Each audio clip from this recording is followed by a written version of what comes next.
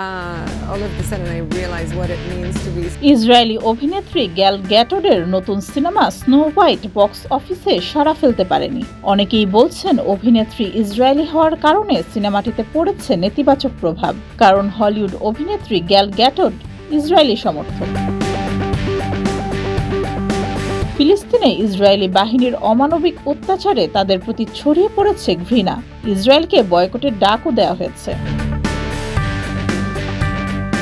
তারই প্রেক্ষিতে অভিনেত্রী গ্যাল গ্যাটোডের সিনেমা স্নো হোয়াইট ফ্লপ হয়েছে বলে মনে করছেন সিনেমা সংশ্লিষ্টরা। প্রায় $150 মিলিয়ন ক্ষতির মুখে পড়েছে স্নো হোয়াইট।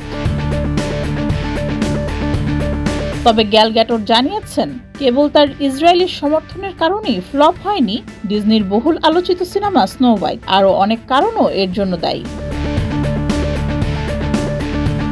ইসরায়েলি টক শোতে গ্যাল গ্যাটোড বলেন, গত 7 অক্টোবরের পর থেকে সেলিব্রিটিদের উপর ইসরায়েলের বিরুদ্ধে কথা বলার চাপ বেড়ে যায়। সে সময় ব্যক্তিগতভাবে তীব্র প্রতিক্রিয়াও দেখা যায়। গ্যাল গ্যাটোড আরও জানান, মানুষ আমাকে ইসরায়েলি হিসেবে দেখেছে, অভিনেত্রী হিসেবে নয়। ইনস্টাগ্রাম স্টোরিতে গ্যাল গ্যাটোড লিখেন, স্নো হোয়াইট কেবল বাইরের চাপের কারণে ফ্লপ হয়নি, সিনেমা ব্যর্থ হওয়ার পেছনে অনেক কারণ কাজ করে। ডেস্ক রিপোর্ট, যুগের চিন্তা।